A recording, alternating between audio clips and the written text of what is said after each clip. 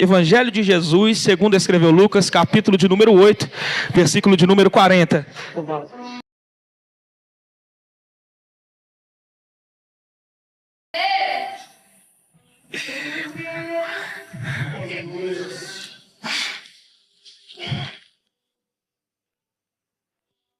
Lucas 8, 40. Quem achou, irmão? Amém. Glória a Deus. Vamos fazer o texto oficial essa noite. Ao regressar Jesus à multidão, o recebeu com alegria, porque todos estavam o esperando. Eis que veio um homem chamado Jairo, que era chefe da sinagoga, prostrando aos pés de Jesus, lhe suplicou. Repita comigo essa noite, irmão. Prostrando. Diga, prostrando aos pés de Jesus. Solte aí. Lhe suplicou que se achegasse até a sua casa, pois tinha uma filha única, de uns 12 anos, que estava à morte. Enquanto ele ia, a multidão o apertava. Certa mulher, que havia 12 anos, que havia sofrendo de uma hemorragia, a qual ninguém tinha podido curá-la, e que gastara tudo o que tinha com os médicos e todos os seus haveres, veio por detrás dele e lhe tocou a orla de suas vestes.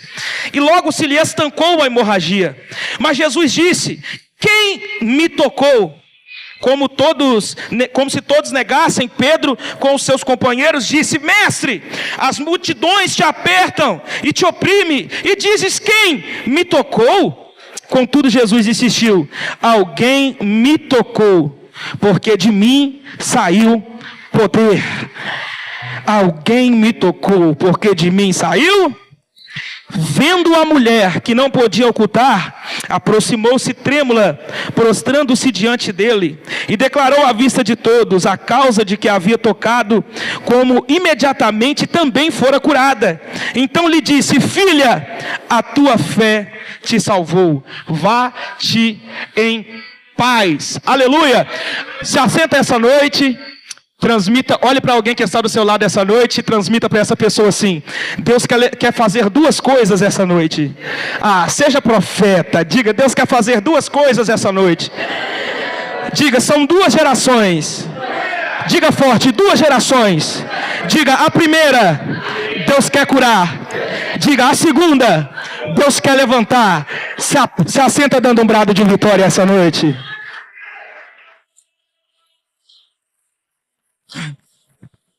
Queridos, quando nós abrimos a nossa Bíblia aqui, no Evangelho de Jesus, segundo escreve Lucas, nós vamos ver que o Evangelho de Jesus, eu não sei se você já se perguntou acerca disso, eu uma vez me questionei, por que são praticamente 4 evangelhos falando basicamente as mesmas coisas? Mas nós entendemos que o Evangelho de Jesus, eles são resumos daquilo que Jesus fez quando ele veio na terra. Só que também é interessante a gente notar que cada evangelho aqui, ele é direcionado a um tipo exclusivo de pessoas. Nós vamos ver que Mateus, ele escreve direcionado a alguém, Marcos é direcionado a alguém. Eu gostaria de citar alguma dessas coisas aqui aos irmãos. Por um exemplo, Mateus, ele nos direciona, ele escreve o evangelho direcionado aos judeus. E ele nos apresenta Jesus como o Messias. Quando nós abrimos o Evangelho de Jesus, segundo escreve Marcos, ele direciona aos romanos. E ele vai nos apresentar Jesus como o rei vitorioso.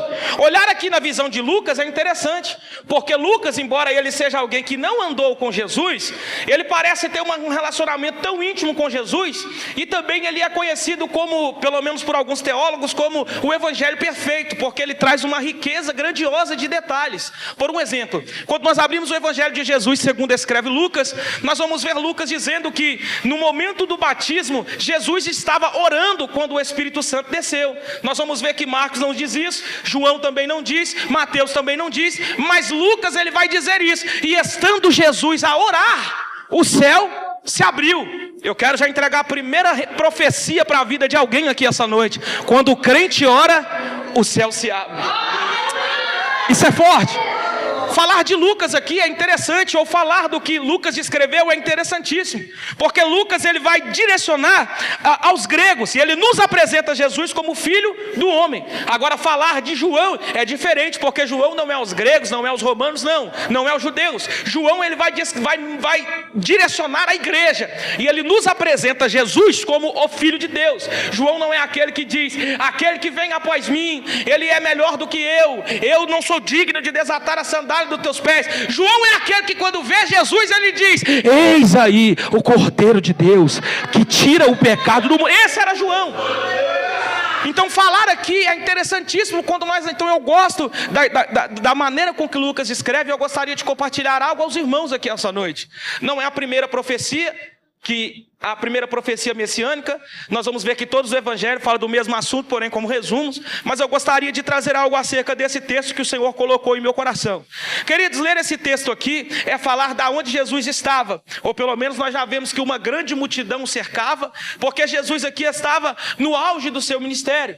Repara comigo algo aqui que é interessante nós dizermos aqui essa noite. Jesus está no auge de seu ministério. Jesus começou a curar, e é interessante que ele está vindo de um propósito muito grande, porque Jesus ele aparece com 12 anos. Nas escrituras ele aparece uma última vez com 12 anos, e depois ele aparece de novo com 30.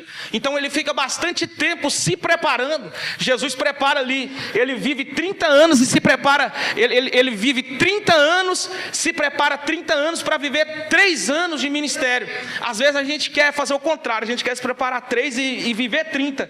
Mas o próprio Jesus ele se prepara 30 anos para poder viver aqueles 3 anos ali. E ele veio debaixo de um propósito. Por um exemplo, eu disse que gosto da escritura de Lucas. Lucas, por um exemplo, ele vai dizer algo interessantíssimo. Lucas, no capítulo 1, de número 26, ele lança ali a primeira profecia messiânica. Não a primeira, mas a primeira do evangelho segundo escreve Lucas, que o anjo desce aonde Maria está e libera uma palavra sobre ela, dizendo, salve agraciada, bendita és tu entre as mulheres, conceberás, darás à luz a um filho, por-lhe-ás o nome de Jesus. E ele diz, e este será grande, será chamado o Filho do Altíssimo. O Senhor Deus lhe entregará o trono de Davi, o seu pai.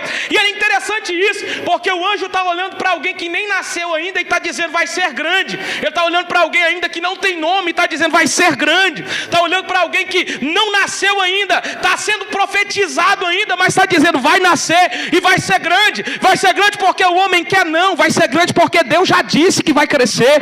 E quando há uma palavra do céu sendo liberada, querido, não há homem nessa terra que consiga parar.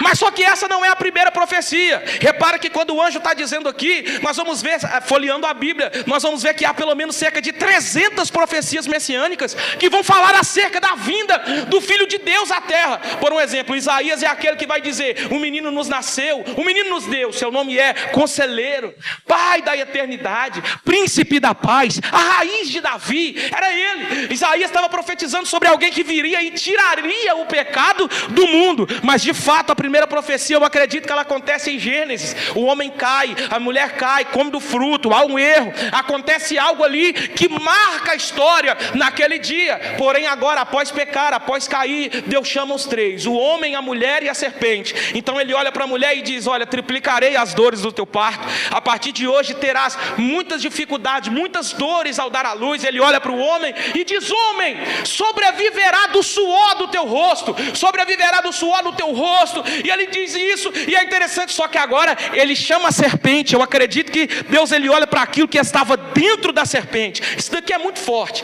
Eu imagino ele olhando para aquilo que estava dentro dela. Eu imagino ele olhando e dizendo, olha bem para a face dessa mulher. Está olhando? Pois é, preste bem atenção, porque da semente dela nascerá um que esmagará a tua cabeça.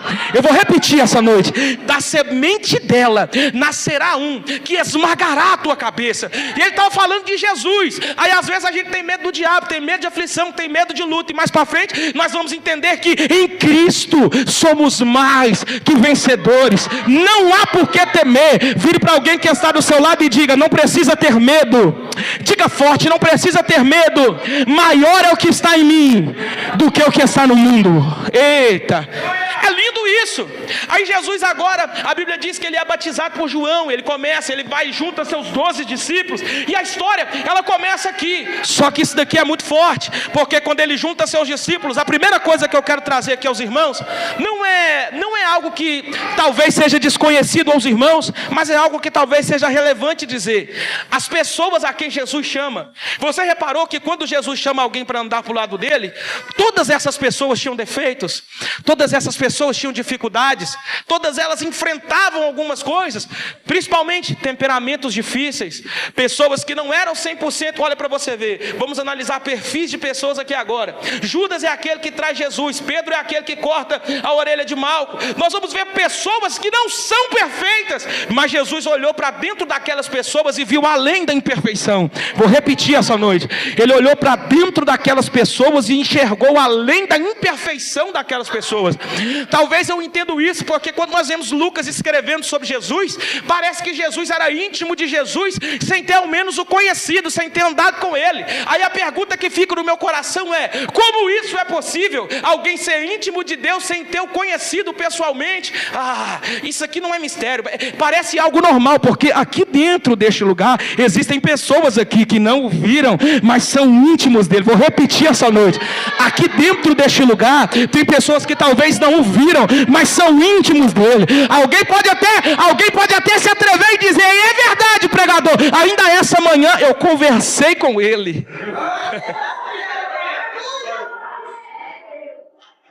É detalhe que Jesus ele vai chamar aqueles e todos eles eram falhos, todos tinham pecado, todos tinham erro, todos tinham problemas. Irmão, olhe para cá, não é, sabe, às vezes a gente se apresenta a Deus e todas as vezes que nós nos apresentamos a Deus, a gente tem esse questionamento: Deus, porque a glória dele, o poder dele, a bondade dele, o amor dele nos constrange. A gente sente isso. Eu, pelo menos, quando a gente chega na presença de Deus, quando a glória de Deus desce, quando o poder acontece, quando a presença chega, tem vezes que a gente só consegue chorar. Há um louvor que vai dizer assim: o que dizer, o que fazer quando ele vem? Porque de fato, irmão, quem tem um período de intimidade com Deus no quarto, uma vez, eu quero compartilhar algo com os irmãos. Uma vez eu estava orando no meu quarto, e nisso foram se passando o tempo, quando de repente eu senti que uma presença entrou dentro do quarto. Quando essa presença entrou dentro do quarto, as palavras me faltaram, Júlio. Não tinha o que falar, não tinha o que fazer. Eu lembro que eu encostei as costas na parede e comecei a dizer: Deus, o que eu vou falar? O que eu vou fazer? Porque quando a presença vem, não há o que falar, não tem o que falar. A gente só chora, a gente só entende que nós somos miseráveis alvos de um imenso amor. A presença veio, nos abraçou, nos alcançou de graça. Eu imagino que era isso que os discípulos sentiam. Eles eram pecadores, tinham defeitos, mas o Senhor os escolheu assim mesmo, porque isso é amor. Vire para alguém que está do seu lado e diga: isso é amor. Diga forte: isso é amor.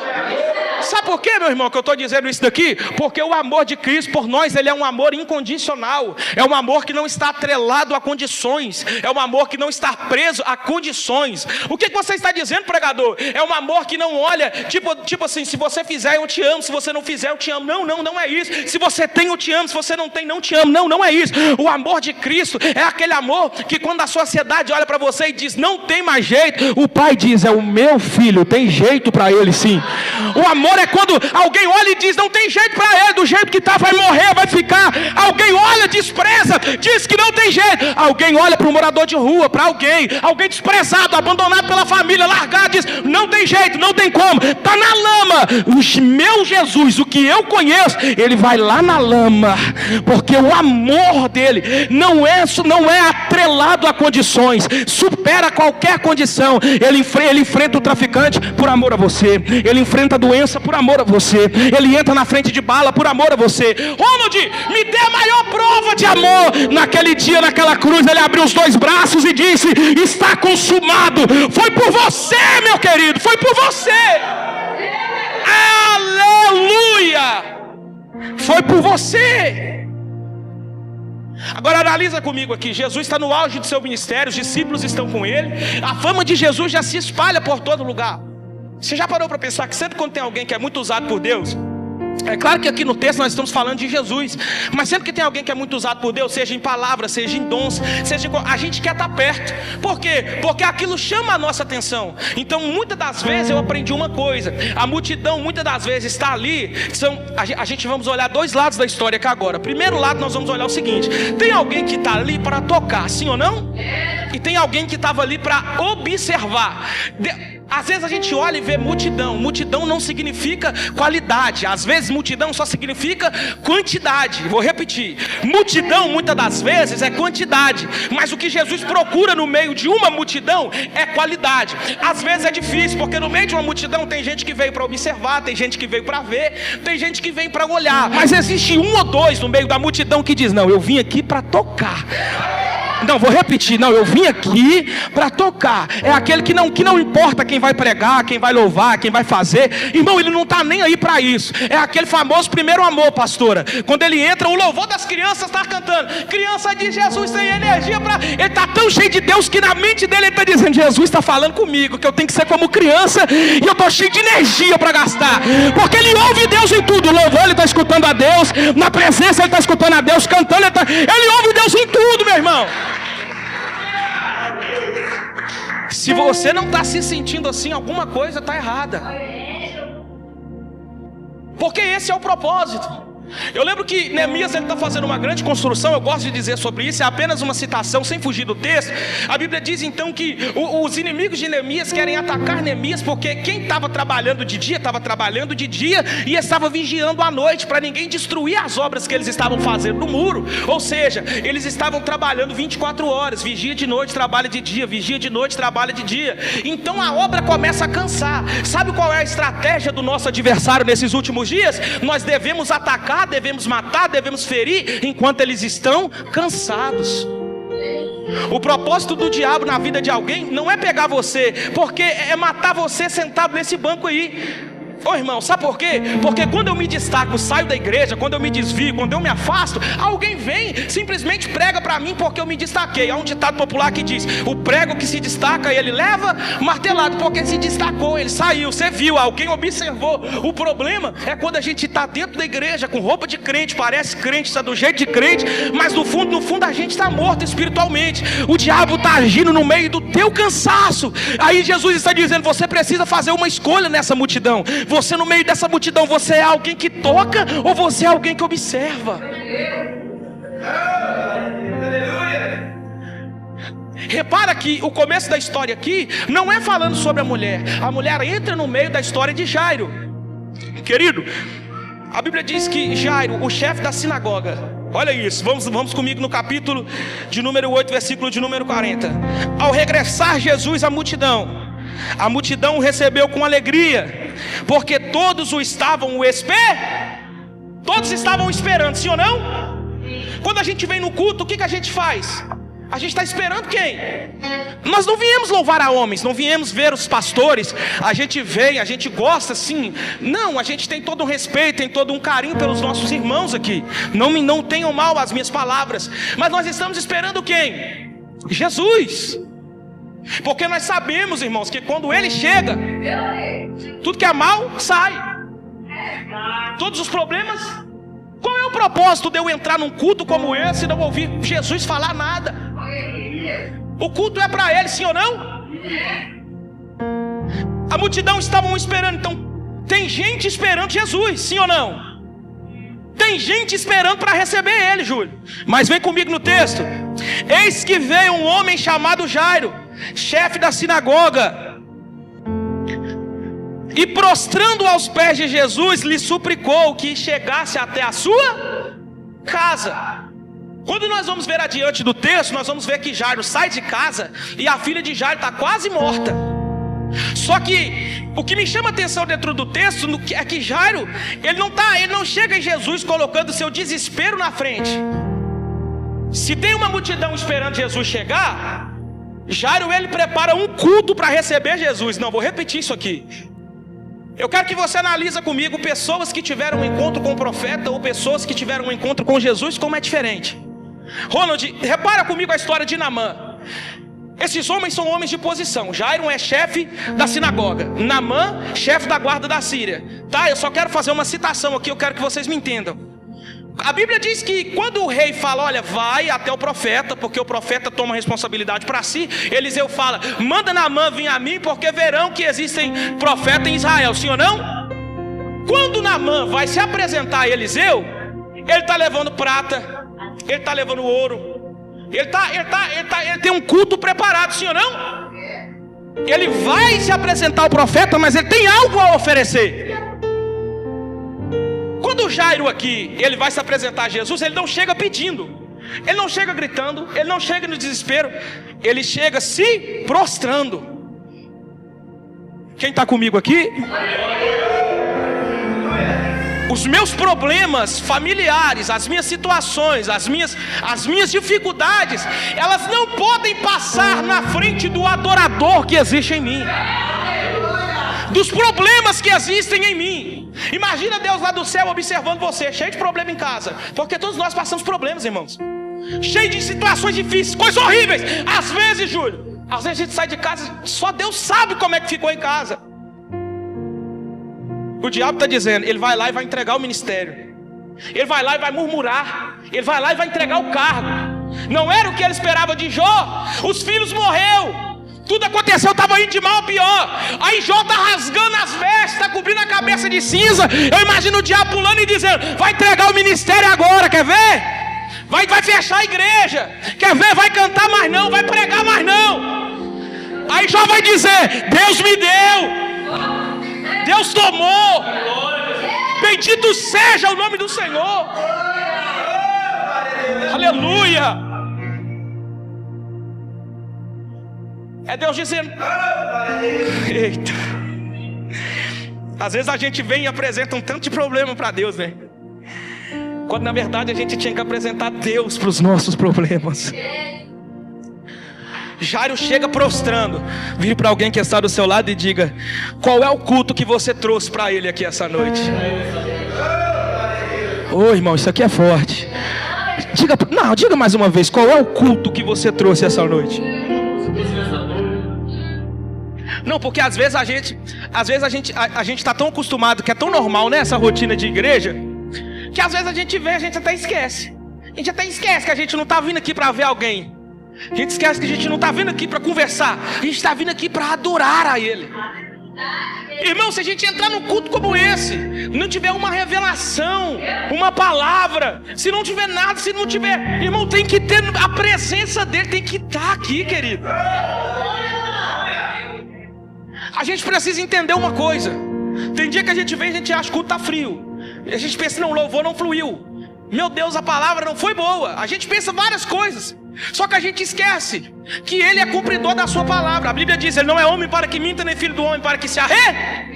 Então se a Bíblia diz que aonde há um ou dois reunidos em seu nome, lá Ele está. Então todas as vezes que eu entro num ambiente como esse aqui, Ele está.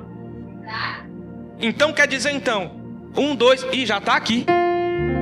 Então Ele já está aqui, querido. Então não é sobre o que eu estou sentindo, ou se eu estou sentindo Ele ou não.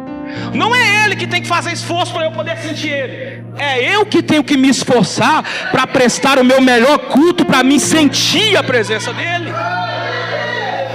O esforço vem de mim. É a minha entrega. Jairo chega adorando. Aí ele diz, Jesus,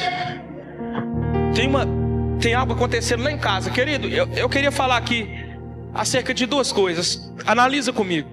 Jesus está a caminho da casa de Jairo, porque a filha de Jairo está quase morta. Tá? Se Jairo saiu de casa e foi procurar Jesus, irmãos, é porque a situação estava ruim. Porque só uma situação ruim tira a gente da nossa zona de conforto e faz a gente procurar Jesus no meio da multidão. Vou repetir isso aqui de novo. Obrigado, Espírito Santo. Às vezes só quando as coisas apertam faz a gente sair da nossa zona de conforto e vir procurar Jesus no meio da multidão. Deus está dizendo a alguém, não espera as coisas apertar. Vem quando está tudo bem. Adora agora. Sabe, adorar no deserto, querido, é terrível. terrível. A gente pode falar, não, é muito bom, a gente adora no deserto.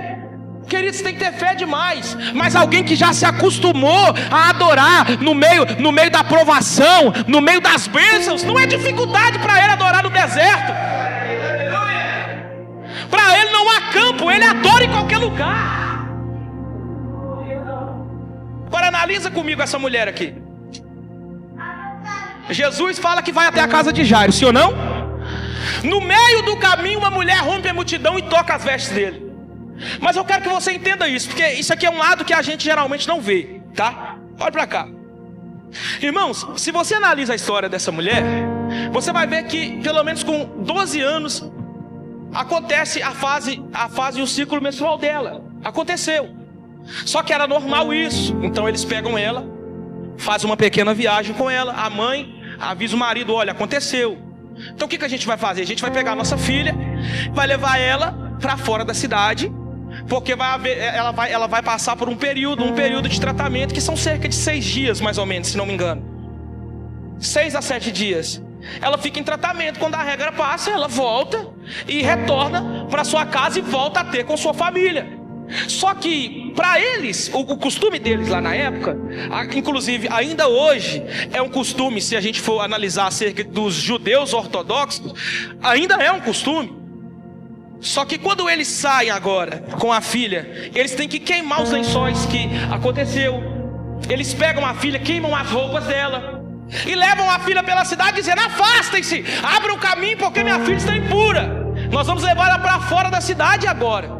Olha para cá, a menina tem 12 anos, alguém está levando ela para a cidade dizendo, não toque, minha filha está impura. Estou levando ela para fora para passar pelo processo de purificação. Não toca. Olha para cá. Quando ela sai lá para fora, nós vamos ver várias pessoas igual elas. Marco Feliciano diz que há um lugar chamado que o Vale dos Rejeitados. Olha isso, forte isso, né? Ela fica num lugar chamado o quê? O Vale dos Rejeitados. Nesse lugar, irmãos, eu quero que você entenda isso. Tem todo tipo de pessoa que você imagina. Leprosos, cegos, pessoas com dificuldades extremas. Então eu imagino com ela, passou o 6º dia, a hemorragia não se estancou. Qual é o propósito? Filha, fica tranquila, no próximo, amanhã a mamãe volta, a gente pega de novo, a gente leva, vai dar certo. Volta no outro dia, filha, não se preocupe, a gente volta, a gente leva. Passa 1 mês, passa 2, passa 3. E agora a família vai fazer o que qualquer família faria para ter o filho ou a filha de volta. Vamos vender tudo que a gente tem, vamos investir nela. Qual mãe aqui? Esses dias eu vi um casal na internet que tinha um filho com uma doença degenerativa. Eu não me recordo o nome da doença, mas eu via e é de partir o coração. O rapaz estava com uma moto e tinha um videogame. E ele dizia assim, a mulher, eu acho que ela estava falando para amigos, né? Ela falou aquilo, eu entendi que os amigos entenderiam.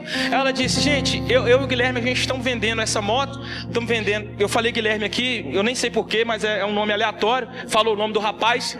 Eu e ele, a gente estamos vendendo aqui essa moto, esse videogame. Vocês sabem o quanto que ele gosta dessa moto, mas a vida do nosso filho é mais importante do que isso. Então nós vamos vender aqui porque nós precisamos pagar esse tratamento.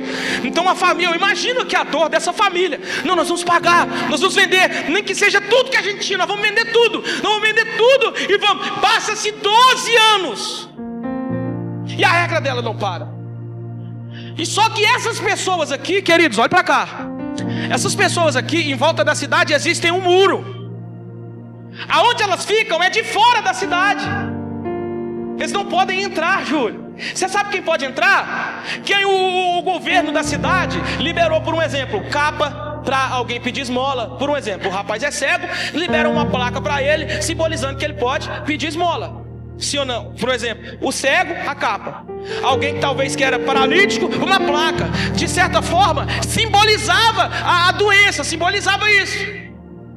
E entenda comigo aqui agora. A situação é pior do que a gente imagina. Porque quem está lá fora não tem trabalho, não tem nem liberação para pedir esmola para dentro. E ela já vendeu tudo que tinha. Quem está comigo aqui? Ela já vendeu tudo que ela tinha, Júlio. Sabe quem está sustentando essa mulher? Baseado em estudos, queridos. Eu gostaria que você entendesse isso daqui agora. Quem estava sustentando essa mulher são cegos, pessoas deficientes que ganhavam ofertas durante o dia e não podiam dormir na cidade durante a noite, e tinham que sair para fora, para o vale dos rejeitados à noite. Aleluia. Só que acontece algo, porque todas as vezes alguém volta com uma oferta dizendo: olha, ganhei tanto. Então eles compram comida e volta com alimento e divide com todo mundo e tal, e aquela coisa. Só que houve um dia, eu imagino isso daqui comigo, porque se você imaginar, era sobrenatural. Quem lembra do cego Bartimeu? O cego Bartimeu, quando Jesus está na cidade, o que ele fez? Já tirou a capa, já jogou a capa fora e disse: nunca mais eu vou mendigar.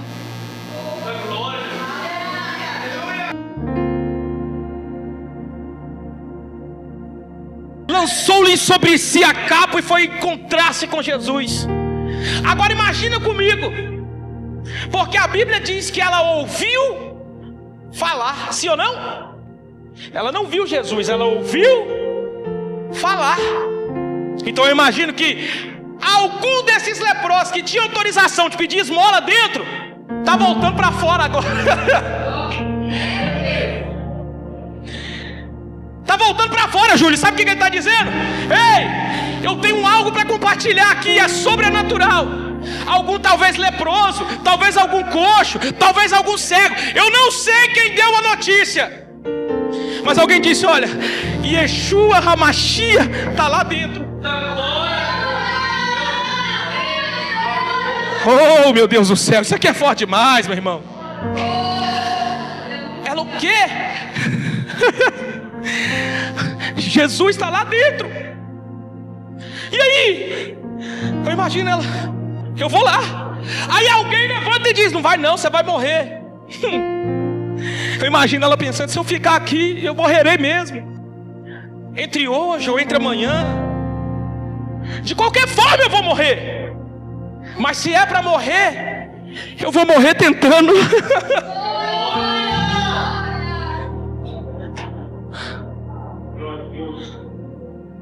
Agora eu quero que vocês analisem comigo duas situações. Estou caminhando para o final. O milagre aqui estava direcionado para Jairo. De certa forma a gente entende que quando Jesus chega na casa de Jairo, o milagre só atrasou porque no meio do caminho a mulher fez toda uma multidão parar. Mas Jesus está a caminho de levantar uma menina, sim ou não? Mas eu disse que havia duas gerações. A primeira geração, uma geração que precisa de cura.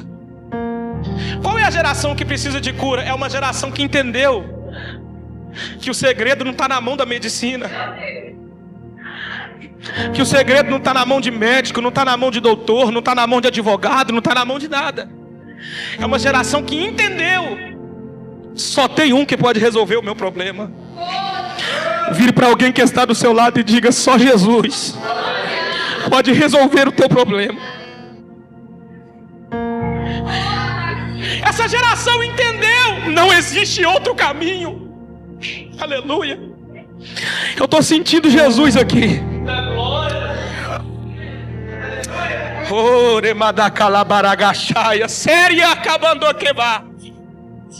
É uma geração que entendeu: eu preciso ir até Ele. Ô João, isso aqui é muito forte, João. A geração que precisa de cura é uma geração que acordou. Quando ela acorda, o que ela diz? Eu cansei de sofrer, eu vou ter um encontro de verdade com Ele.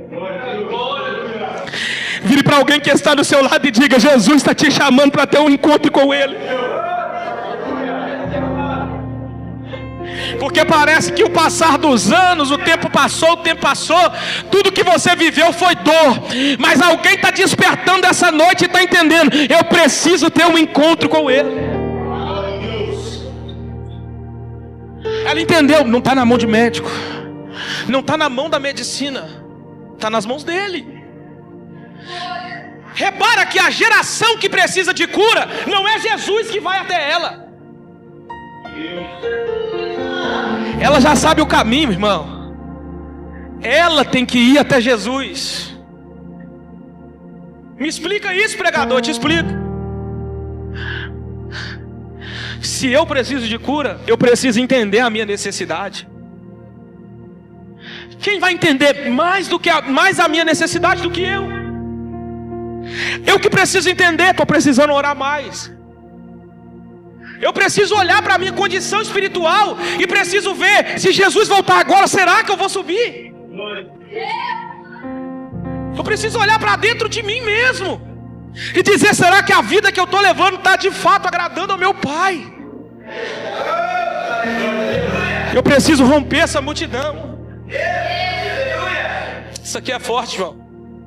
Agora imagina comigo isso daqui. Enquanto isso, Jairo está esperando.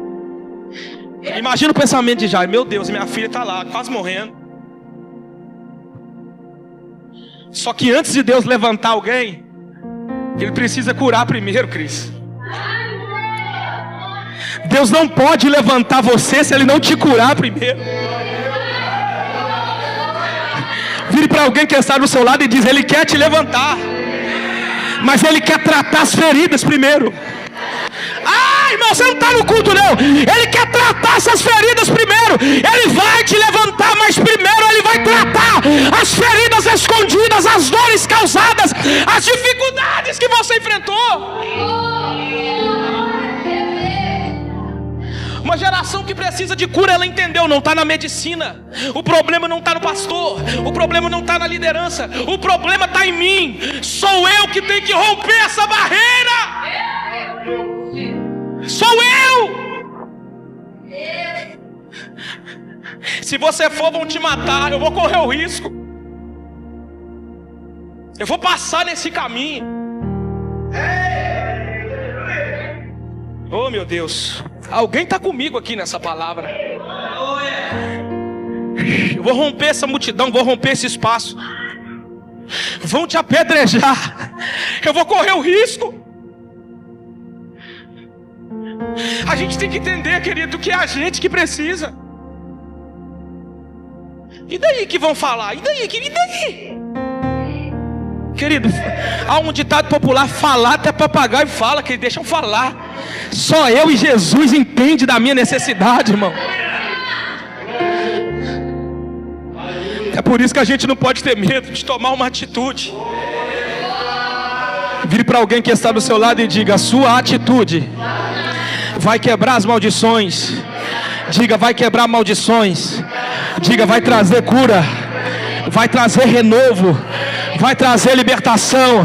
Diga, crê no Senhor e será salvo, tu e tua casa. Aleluia.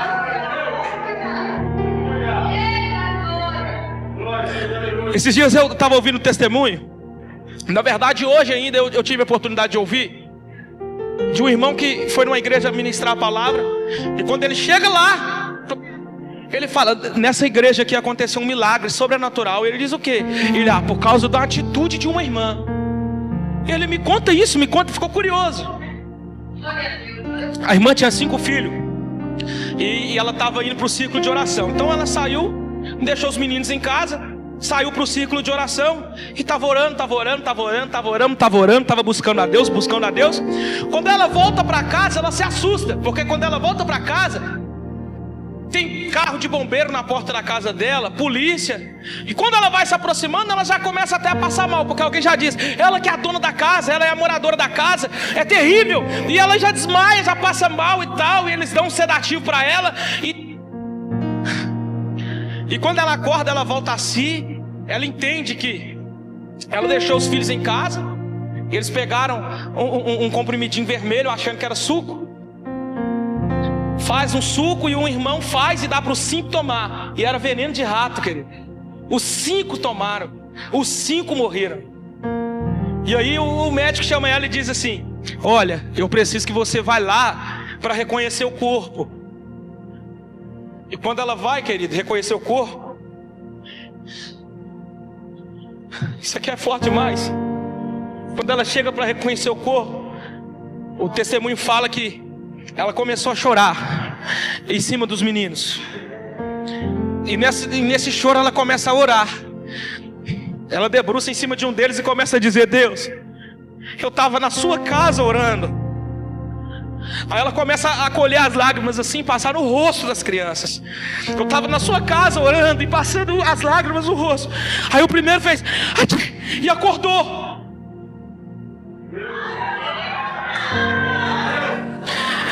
Aí ela pegou e passou para o outro e disse: Deus, eu estava orando por esse aqui também. O outro acordou. E assim foi uma atitude dela. Você não está no culto não, querido.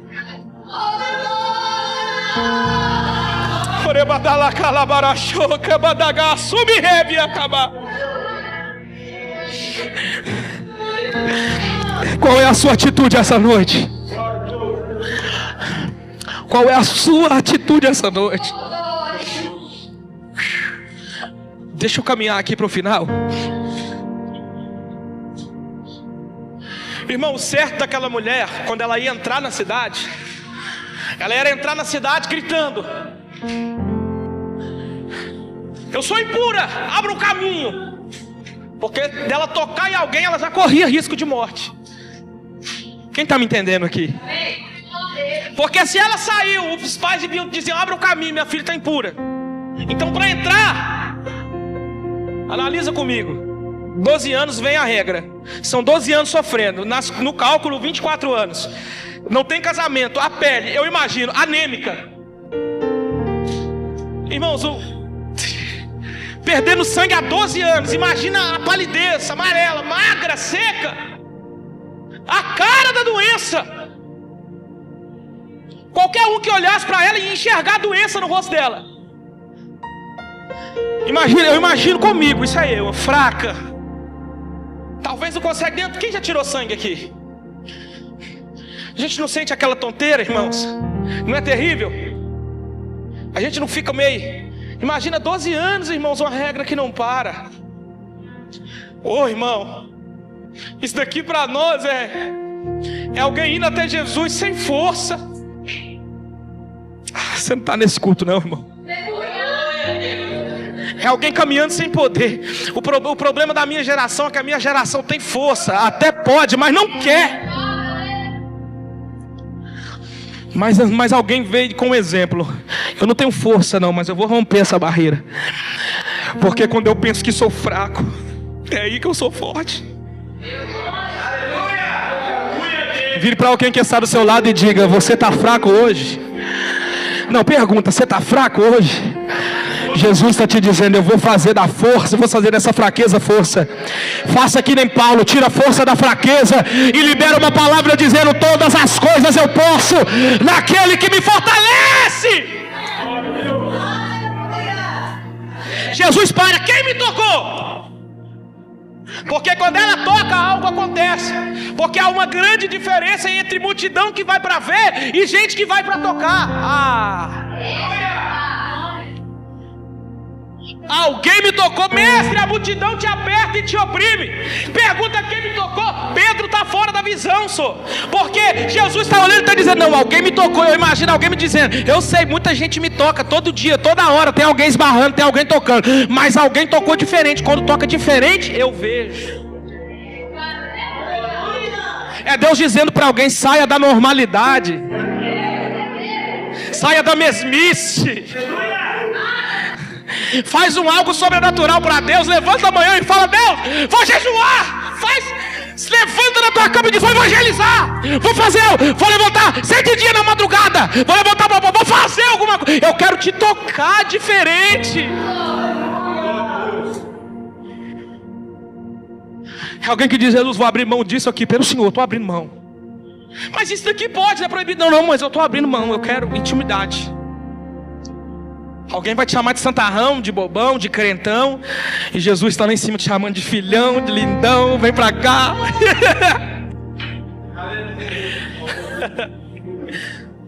Alguém me tocou, porque de mim saiu. Em outras traduções, poder. Se você tocar em Jesus diferente, Ele libera poder sobre a sua vida. Olha isso. O poder foi liberado. Por que ela fica com medo de revelar? Porque ela tocou no tanto de gente até chegar em Jesus. Só que ela disse: Jesus, eu já sinto vermelhado o sangue em minhas veias. Eu estou curada. Eu estou. Ela recebe duas coisas. Ela vai em paz, a tua fé te salvou. Ela recebeu a cura e não recebeu. Ah, você não está no culto não, irmão. Finalizando, Jesus curou a geração que precisava de cura. Agora onde ele vai? Para a casa de Jairo. Chegando na casa de Jairo, o que tem lá? Morte. Porque Jesus é recebido por alguém que diz: Jairo, pode dispensar o mestre.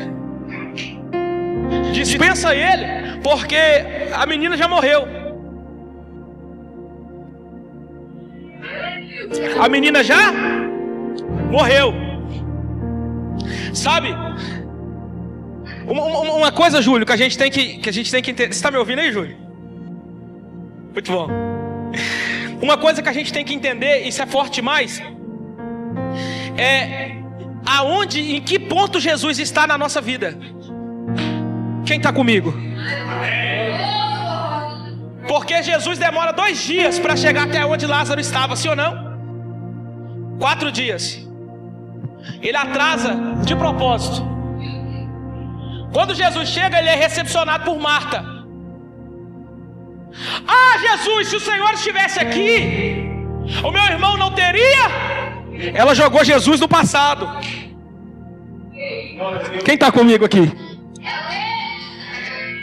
Jesus fala: Marta, onde ele está? Jesus, se o Senhor estivesse aqui, meu irmão não teria. Jogou Jesus lá atrás, irmão, lá no passado, há 4 dias atrás, quando Lázaro estava enfermo ainda.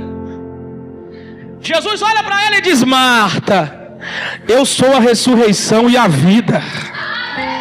Aquele que está em mim, ainda que esteja morto, viverá. Sabe o que ela diz?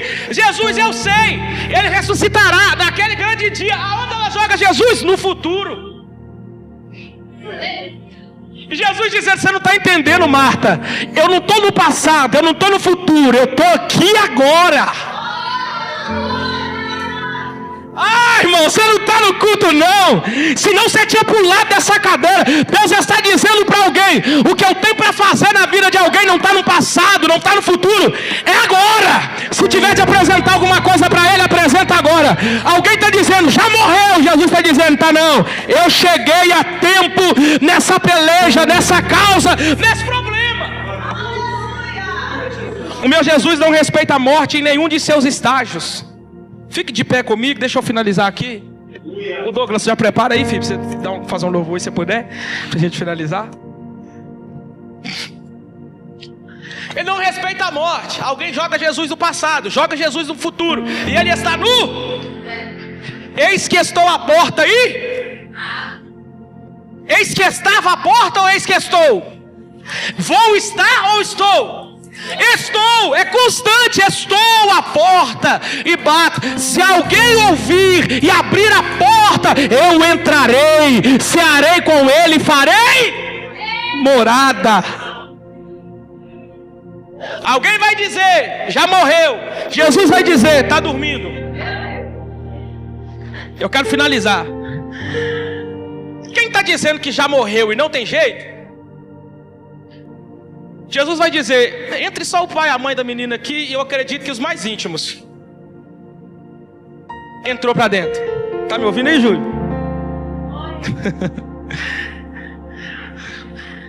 Por que Jesus só chama os mais íntimos para vivenciar o milagre?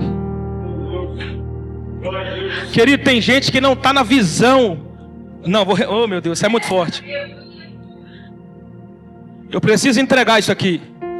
Tem muita gente nesses últimos dias que Deus vai tirar do teu caminho. Porque tem gente que não tem fé para vivenciar as coisas que você vai vivenciar.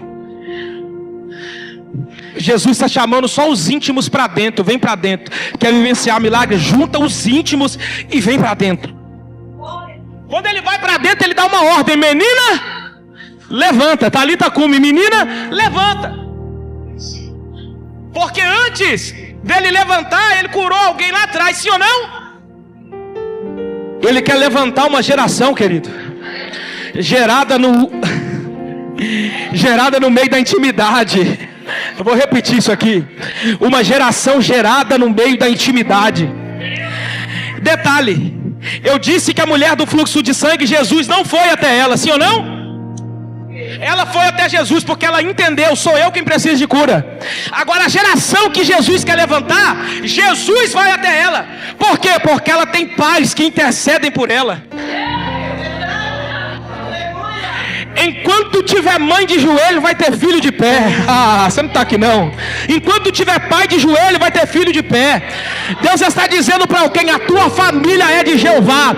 Enquanto tiver gente para interceder, não morre. Ninguém toca, ninguém fere, ninguém mata, ninguém tira. Deus está levantando uma geração aqui dentro. Eu não sei quem é que vai pegar isso aqui, mas tem uma unção sendo derramada sobre a vida de alguém aqui. Unção da palavra, unção de louvor, unção de libertação, unção de cura, unção de milagre. Ó, irmão, se eu fosse você, eu já estava recebendo isso aqui agora. Unção, poder de Deus, unção da palavra, unção de milagre, renovo espiritual, graça do céu, que é favor imerecido, e receba poder de Deus agora. Só você que veio aqui para receber isso da parte de Deus agora. Pegue na mão de alguém que está do seu lado aí. Vamos louvar ao Senhor aqui essa noite.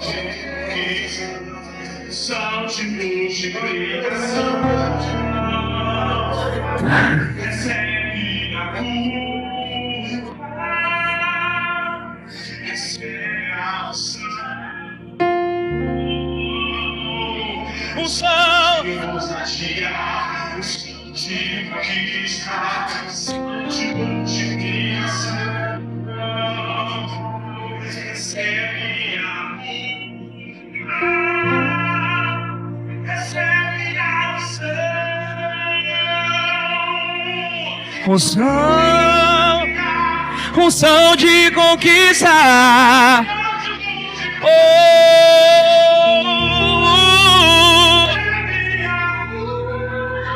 Só quem toma posse dessa cura, querido. Se eu fosse você, eu já estava adorando a Ele aqui essa noite.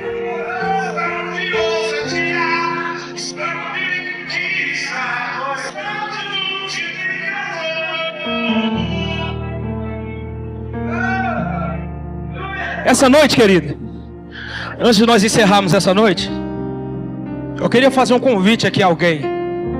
Só você essa noite, querido, que sentiu nessa palavra, e que talvez você está aqui, mas está dizendo: Deus, eu preciso ser curado, eu preciso ser tocado. Só você, eu convido você a vir aqui à frente. Eu quero orar pela sua vida. Você essa noite que talvez adentrou aqui dizendo: Deus, eu estou fraco espiritualmente. Isso aqui não é vergonha não, querido. Se você estiver esperando alguém vir para você vir, eu sou o primeiro a vir aqui essa noite. Oh, meu Deus. Eu quero orar por você essa noite. Aleluia. Oh, glória.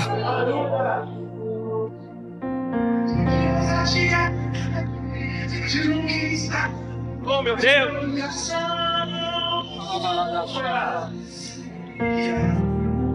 Oh, glória.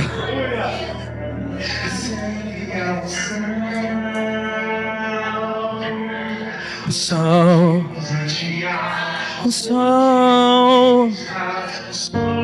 Você pode pegar na mão dessa pessoa que está do seu lado aí? Pega na mão dela.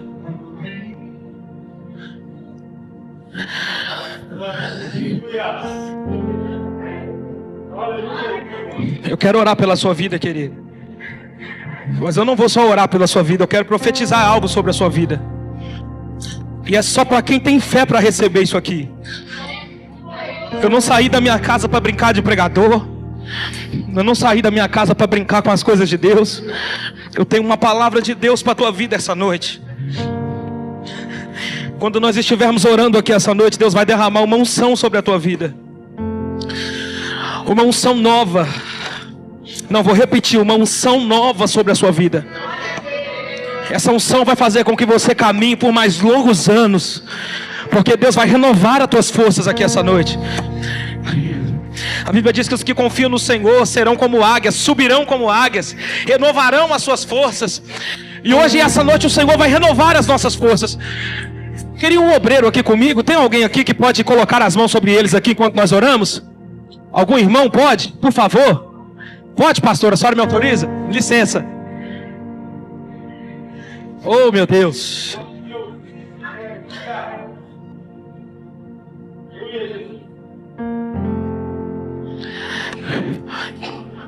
Estende a mão para cá, igreja. Vamos orar, Pai. Nessa noite eu peço ao Senhor, meu Deus, que o Senhor toque na vida dos teus filhos de uma maneira sobrenatural. Deus, aonde não tinha força, ó Pai, que o Senhor ponha força agora. Deus, aonde faltou força, ó Deus, que o Senhor devolva força agora. Meu Deus, que o Senhor venha derramar uma unção sobre a vida de cada um deles agora, Pai. Uma unção de força, de ousadia, de conquista. Deus, se essa mulher não falava em línguas, ela vai voltar a falar. Deus, se ela estava sentindo fraqueza espiritual, ela vai se sentir mais fortificada do que nunca. Deus, se não estava conseguindo orar, vai voltar a orar. Deus, se não estava conseguindo sentir a tua presença, vai voltar a sentir. Eu repreendo nessa noite, ó Pai, toda barreira espiritual contra a vida dos teus filhos agora. Deus, nós estamos aqui repreendendo toda maldição, toda seta lançada, tudo aquilo, toda palavra contrária, todo encantamento, toda macumba, bruxaria, tudo aquilo que não provém da parte do Senhor, caia por terra agora. Deus, agora eu tenho um novo pedido sobre o Senhor. Comece a derramar sobre o teu povo agora, Pai, uma unção sobrenatural agora. Meu Deus, um óleo diretamente do céu. Esse óleo simboliza força, simboliza poder, simboliza autoridade.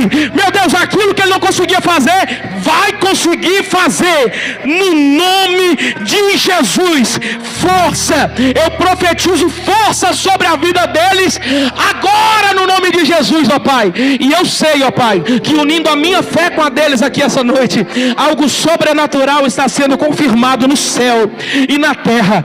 Toda barreira, todo grilhão, todo impedimento, todo, meu Deus do céu, todo encantamento seja jogado por terra agora. Pai, que o Senhor venha fazer algo sobrenatural deste lugar aqui agora, no nome de Jesus, ó Deus. Nós oramos em guerra aqui essa noite, ó Deus, porque sabemos que tem falados aqui em nosso meio. No nome de Jesus é o que te pedimos essa noite, e só você que acredita nisso, sela bem forte com um amém, amém.